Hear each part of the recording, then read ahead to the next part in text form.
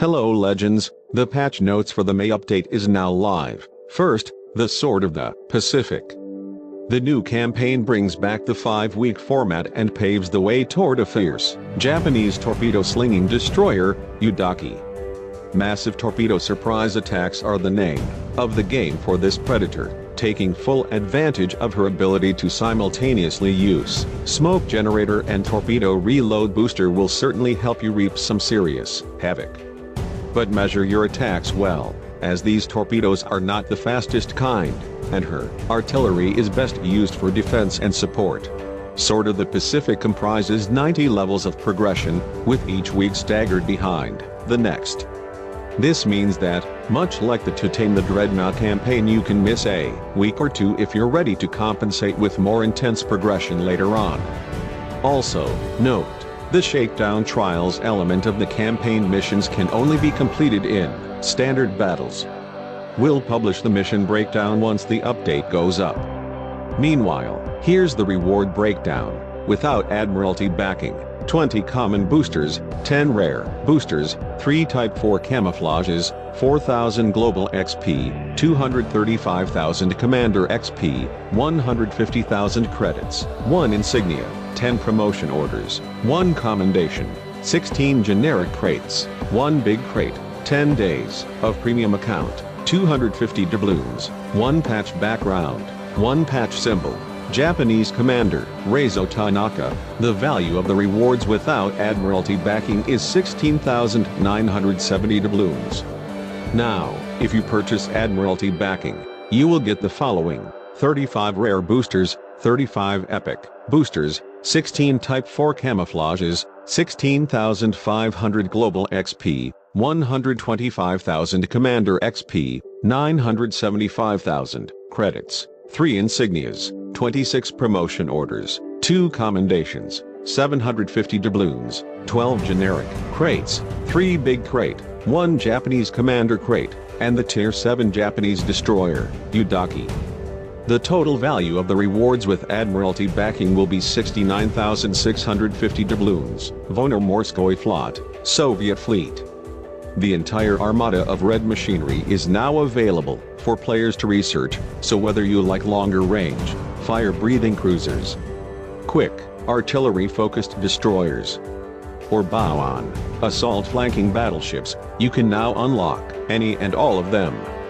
The Bureau is going to be the new home for additional rewards and a place to realize the long-term goals of World of Warships Legends.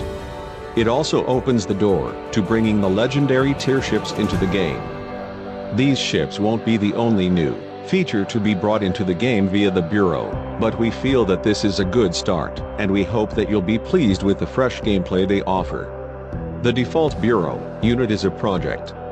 A project comprises a series of segments, each representing a research milestone. Projects are most likely to culminate in bringing a new ship to your port, with a specific focus on legendary tier ships. However, there will also be lower tier ships and perhaps special upgrades in future, or even something different altogether. To start a project, you need simply to choose one, after which it will appear in your Active Projects tab. Once your project is active, you can start managing its segments. Segments consist of multiple stages. The segments of a research project have research points allocated to them by default, but at a very slow rate. To boost progress, there are some options at your disposal, by adding patrons, one or more of your commanders, to the project segment, and by assigning one or more of your ships to the segment. Moreover, completing particular battle challenges can affect the project segment in a positive way.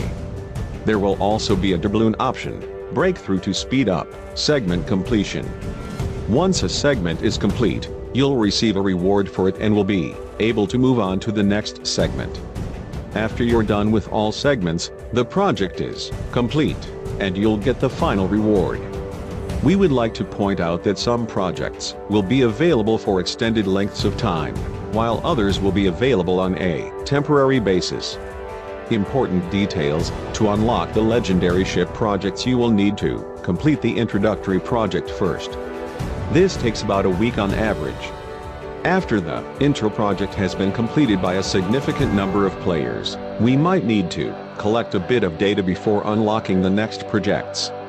While you'll be able to start researching the legendary ships in this update, it won't be possible to complete that research before the next one rolls out.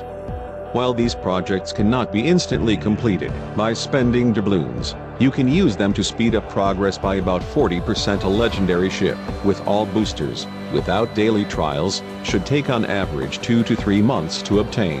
Adding trials to that can take off as much as 2 weeks off, while spending doubloons on breakthroughs can further shorten such a project to just over a month. Before boosting progress with doubloons, make sure that you have an understanding of what you're paying for. None of the 3 legendary ship projects are time-gated, but there will be time-gated projects in the future. Patrons will only become available in the next update. Premium account allows you to research 2 projects simultaneously. Legendary ships and the Matchmaker. While these ships aren't going to set sail just yet, we want you to be prepared, so here are some of the facts about them. The first batch of ships includes Yamato, Großer Kurfürst, and Alaska.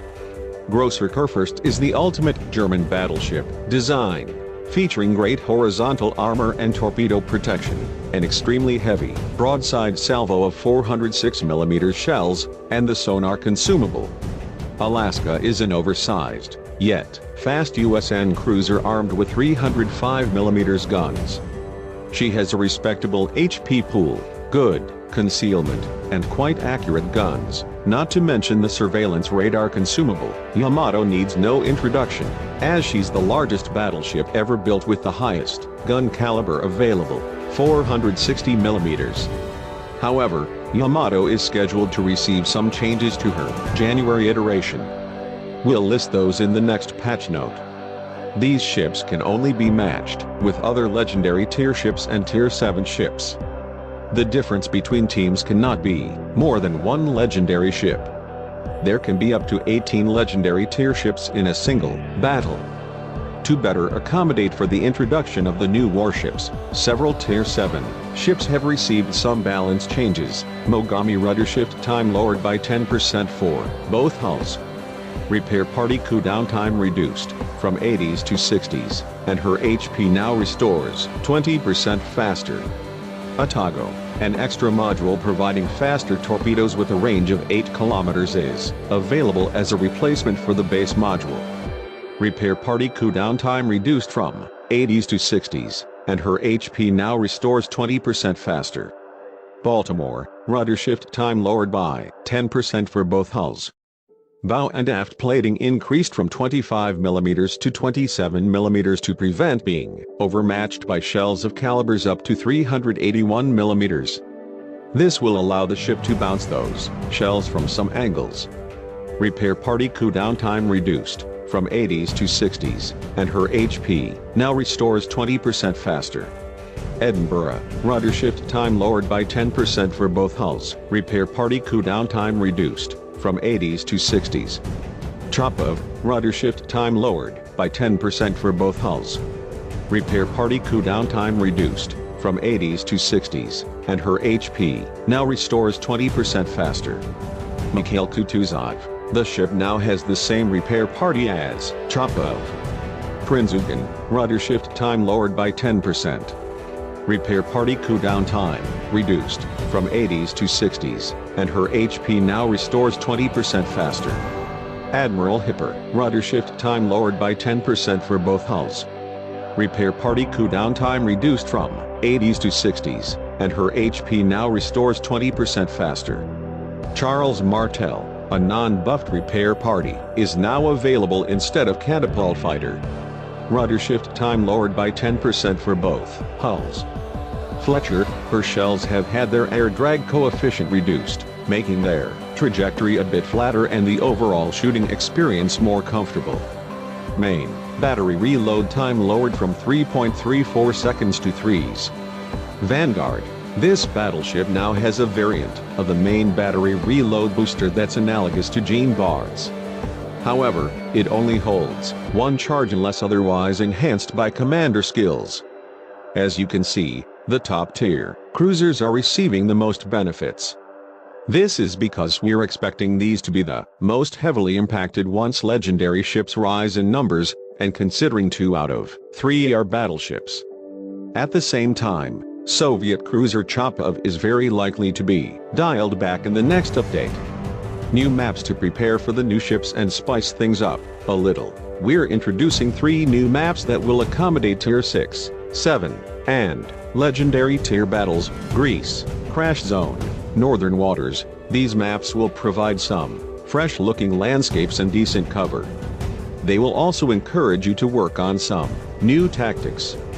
Miscellaneous ship fires have had new effects implemented. The ship carousel texts have been slightly improved. Commander tabs are now separated by nation for ease of navigation. Various control improvements: more sensitive rudder, Dejoni reduced.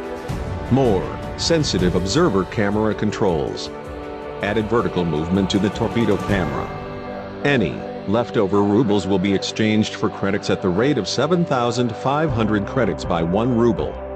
If you still have any Imperials, there's a small Soviet container available for 45 Imperials. Any leftover Soviet containers can bring you Soviet ships, either destroyers, March update, or battleships, April update. If you already have any of the ships that drop, you'll get compensation for them in the form of credits. Last but always welcome are bug fixes. Fixed several camera collision bugs. Fixed a bug that caused torpedo launchers to switch unpredictably. Fixed a rare bug that caused some ships to appear without hulls. The update will take place on May 18th, after which the update will be pushed to consoles. Maintenance times: Xbox and PS4, 2 to 5 AM Central update size: Xbox 2400 MB, PS4 to 2400 MB. That is all for all the information in the patch notes. I will leave a link if you want to read up on it. Subscribe and click the bell notifications to keep up to date with all the videos we post. Thanks for watching, good luck and fair seas.